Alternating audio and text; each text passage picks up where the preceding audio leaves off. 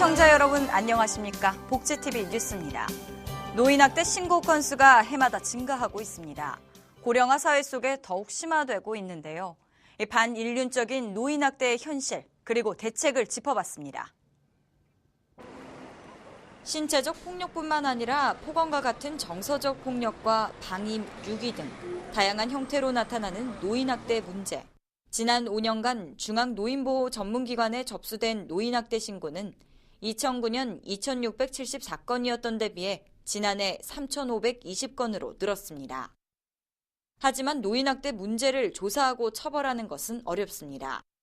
학대 피해 노인과 학대 행위자가 완강히 거부한다면 현장 조사는 이루어지기 힘듭니다.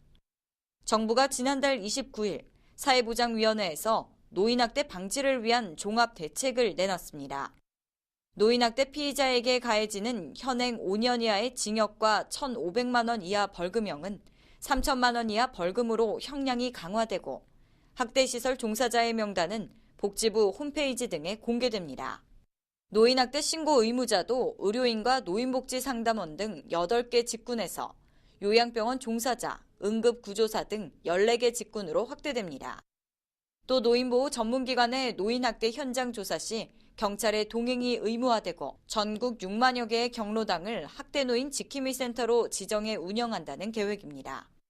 학대 피해자를 위해서는 최대 4개월 머무를 수 있는 노인학대 전용쉼터 이후에도 양로시설 등의 입소를 돕습니다. 하지만 전문가들은 이러한 종합대책도 근본적인 법적 개선이 필요하다고 말합니다. 학대 행위자들에 대한 강제적으로 저희가 어떻게 강제적으로 상담을 받게 하거나 교육을 하게 하는 근거 조항이 지금 현재로서는 법에 없습니다. 그래서 어느 정도 그분들을 갖다가 교화하거나 그리고 근본적인 노인학대 문제를 갖다 해결하기 위해서는 그분들의 개입이 무조건 필요한데요. 그러한 부분들을 개입하기 위해서는 법적인 근거가 더욱더 보장이 되어야 된다고 생각됩니다. 우리 사회 곳곳에 숨어있는 노인학대 문제들, 노인 인구 증가와 함께 심화되고 있는 노인학대는 더 이상 개인의 문제가 아닌 사회각 전문기관과 정부의 적극적인 협력만이 해소해 나갈 수 있을 것입니다. 교육부가 국립대학교 특수교육과 정원 조정을 나서면서 파장이 일고 있습니다. 장에게는 정부가 특수교사 양성을 사립대학교에만 전적으로 떠넘기고 있다고 주장하고 있는데요. 박정인 기자입니다. 우리나라 사립대학교 특수교육학과의 입학 정원은 1,370명입니다. 반면 국립대학교의 특수교육학과의 입학 정원은 180명입니다. 이처럼 우리나라의 국립대학은 사립대학보다 특수교사 양성에 매우 소극적인데요. 한국의 국립대학 특수교육학과 설치 비율을 미국과 일본에 비교해보면 한국은 평균 16%로 미국이 51%, 일본은 91%로 매우 큰 차이를 보이고 있습니다. 특히 교육부의 국립대학 정원 조정 계획에 따라 공주대와 전남대, 한국교통대가 오는 2017년까지 9명을 감축한다는 계획을 밝힌 상태입니다. 결국 교육부의 정원 조정 계획이 장애 학생 교육에까지 영향을 끼치는 결과를 초래한 것입니다. 정부가 대학 구조조정이라는 명목으로 특수교육을 특수하고 있는데 우리나라 특수교육이 상대적으로 공적 책임이 약하다라고 할 수 있겠습니다. 우리나라의 특수교사 정원은 만성적인 부족 상태입니다. 더욱이 정부는 특수교육 5개년 계획을 발표한 후 매년 성실히 이행하겠다고 밝혔지만 정부의 태도는 오히려 특수교육을 후퇴시키고 있습니다. 복지TV 뉴스 박정인입니다. 경기도 교육청이 내년도 누리과정 예산 가운데 어린이집 보육료를 편성할 수 없다고 밝혔습니다. 도교육청은 예산안이 확정되지 않은 시점에서 어린이집 보육료 편성을 한다 안 한다 말할 수 없지만 세입과 세출이 1조 원 이상 차이 나는 현 상황에서 재정적으로나 법률적으로 편성하기 불가능하다고 밝혔습니다. 도교육청이 내년에 부담해야 하는 누리과정 예산은 1조 460억 원으로 이 가운데 어린이집 보육료는 절반을 넘는 5,670억 원입니다. 한국교원단체 총연합회는 지방교육재정 위기에 대한 원인 진단과 해결책 마련을 위해 무상교육복지 정책 재검토를 위한 공동협의기구를 구성할 것을 제안했습니다. 공동협의기구는 정부와 시도교육청, 교원, 학부모 단체가 공동으로 참여하는 기구입니다. 교총은 교육 예산이 정치적 이념에 따라 우선 순위가 결정되고 복지 포퓰리즘에 빠진 국회와 정부는 지금도 보편적 복지의 허구에서 벗어나지 못하고 있다며 무상교육 복지 정책에 대한 근본적인 해답을 찾지 않으면 미래가 없다며 제안 이유를 밝혔습니다. 지난 5월 22명이 목숨을 잃은 전남 장성의 한 요양병원 화재 기억하십니까? 검찰이 방화범으로 지목된 노인에게 무기징역을, 병원 이사장에게는 징역 8년을 구형했습니다. 광주지법은 지난 3일 현존 건조물 방화치사로 구속 기소된 80대 김모 씨에 대한 결심 공판을 열었습니다. 검찰은 김 씨는 되돌릴 수 없는 피해에 대해 범행을 뉘우치지 않고 있다며 무기징역과 치료 감호를 구형했다고 밝혔습니다. 이에 앞서 업무상 과실치사 등의 혐의로 구속 기소된 요양병원 이모 씨에게는 징역 8년을 구형했고 화재 참사에 가장 무거운 책임이 있는 실질 운영자면서 건물 설계를 무시하고 불법 증축을 했다며 요양병원 환자들의 특수성을 감안한 효과적인 예방책은 전혀 없이 위험을 방치했다고 비난했습니다. 가을은 맑은 공기로 사물이 비교적 선명하게 보입니다. 그런데 갑자기 사물이 흐릿하다면 황반변성을 의심해 볼 수 있는데요. 실명으로 이어질 수 있어 각별한 주의가 필요합니다. 박정인 기자입니다. 건물이 희미해지다가 일그러지고 시야 가운데 생긴 어두운 점이 커져버립니다. 황반변성의 진행 과정입니다. 황반은 망막의 한가운데 있으며 물체를 선명하게 볼 수 있게 해주는 신경 조직입니다. 이곳에 비정상적인 혈관이 생겨 심한 시력장애가 나타나는 게 황반변성. 흐릿하게 보이는 증상을 나이 탓으로 돌리는 등 방치하기 쉬워 시력 상실로 이어질 가능성이 큽니다. 이 여성은 빨리 진단을 받아 시력 상실을 막을 수 있었습니다. 어느 날 길을 가다가 간판을 쳐다보니까 그 글씨가 이렇게 물결 치듯이 보여서 깜짝 놀랐어요. 황반변성은 건성과 습성으로 나뉘는데 건성에서 습성으로 진행되지 않도록 치료받는 게 매우 중요합니다. 특히 3/7성 황반변성인 경우에는 적절하게 치료를 받지 않으시면 바로 즉각적인 실명으로 연결되실 수가 있습니다. 빨리 치료를 받기 위해서는 검사를 빨리 실시해야 되는 게 중요한 거고요. 나이 들수록 발생이 늘고 있으며 흡연, 자외선이 관련된 것으로 알려져 있습니다. 황반변성은 한번 조직이 손상을 되면 회복이 되지 않습니다. 따라서 그런 경우에는 실명하고 바로 연관이 되어 있기 때문에 조기에 발견해서 빨리 치료하는 것이 특히 중요합니다. 황반변성 진료 인원은 작년 15만 3천 명으로 5년간 40% 가까이 늘었습니다. 복제TV 뉴스 박정인입니다. 경기도 광명 가학 광산동굴을 연계한 관광 테마파크가 조성됩니다. 개발 제한구역인 광명 가학산에 조성되는데 그동안 편의시설이 부족했던 주민들의 기대가 큽니다. 최현미 기자입니다.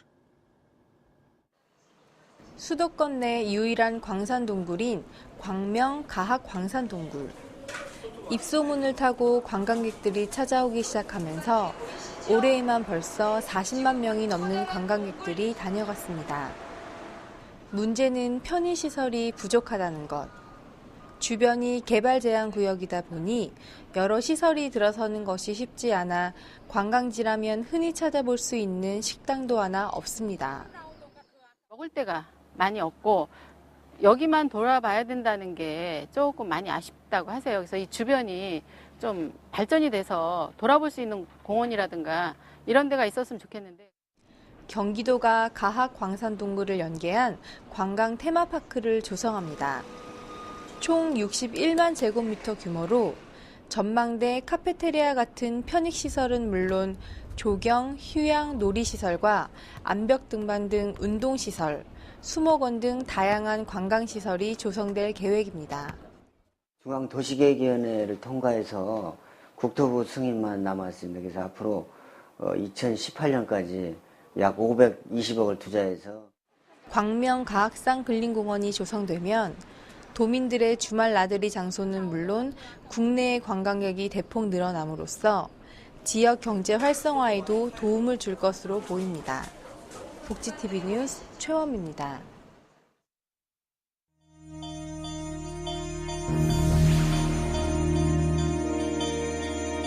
이어서 간추린 뉴스를 전해드립니다. 보건복지부는 저소득층이 이를 통해 자립하고 목돈을 마련할 수 있도록 지원하는 희망 키움 통장과 내일 키움 통장의 신청자를 오는 14일까지 추가 모집합니다.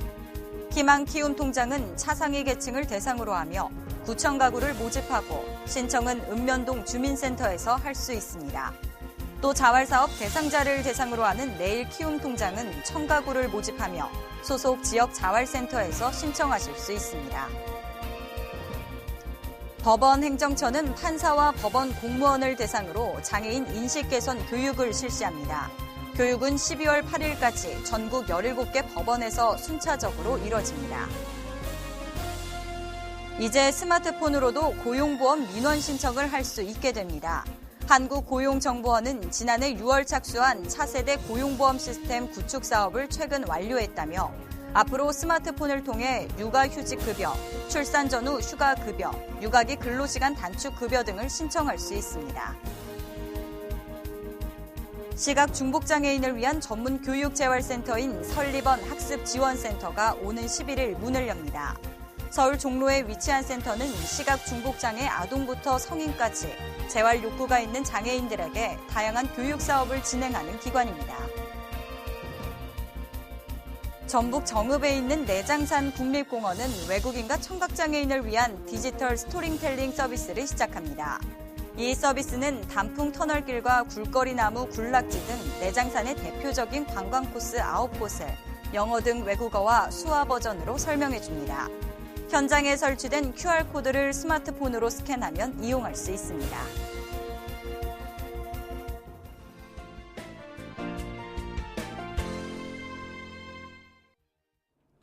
장애인들의 일상생활을 더 편안하게 만들어주기 위한 모든 기기들을 보조공학 기기라고 합니다.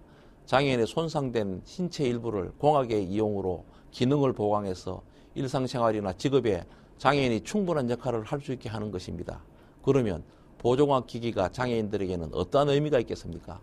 보조공학 기기를 사용하는 많은 장애인들이 사회생활을 가능하게 하는 신체 일부이자 삶의 동반자라고 말하고 있습니다. 또 어떤 사람은 보조공학 기기를 만나지 못했으면 평생 집에서만 살아갈 수밖에 없었다고 말하고 있습니다. 우리가 잘 아는 영국의 세계적인 물리학자 호킹 박사도 사지마비이고 언어장애가 있지만 컴퓨터 등 보조공학 기기의 도움으로 생활과 학문 수행에 큰 불편 없이 지내고 있다고 합니다. 장애인의 생활을 획기적으로 변화를 시켜주는 보조공학 기기가 우리나라에서는 그림의 떡이라는 지적이 있습니다. 한국장애인고용공단과 지자체에서 일부 보조공학 기기를 보급하고 있지만 많은 장애인들의 욕구를 해소하는 데는 이런 한계가 있습니다. 먼저 보조공학 기기는 대부분 아주 가격이 비싸서 장애인이 개인적으로 구입하기는 불가능합니다. 중증 장애인들이 편하게 사용하고 싶은 전동 휠체어도 수천만 원이 넘어서 장애인들의 접근을 막고 있습니다. 두 번째, 장애인의 특성에 맞는 맞춤 보조공학 기기가 필요합니다. 보조공학 기기 지원과 관련해서 개인별 상담이 미흡하고 필요로 하는 제품을 구입하기에는 힘든 현실이라는 목소리가 높아지고 있습니다. 세 번째, 보조공학기기 관련 법안이 수년간 국회에서 표류하고 있어서 장애인과 관련 산업계의 실망감이 높아지고 있습니다. 보조공학기기는 장애인들에게는 재해의 창조라고 할 정도로 중요한 부분입니다. 하지만 정부나 지자체의 현재의 지원은 아주 미흡해서 장애인의 불만이 끊어지지 않고 있는 것이 현실입니다. 하루속히 보조공학 관련법이 통과되어서 많은 예산과 제도로 장애인의 완전 사회 참여에 큰 도움이 되었으면 생각합니다. 이야기가 있는 사진 한 장, 오늘의 한 컷입니다. 이곳의 7개의 좌석은 몸이 불편하신 분, 어린아이를 안고 계신 분, 특히 임신부를 위한 자리입니다. 양보해 주세요. 하지만 안내문구 밑에 좌석엔 임신부나 장애인, 유아 동반 시민은 한 사람도 보이질 않습니다.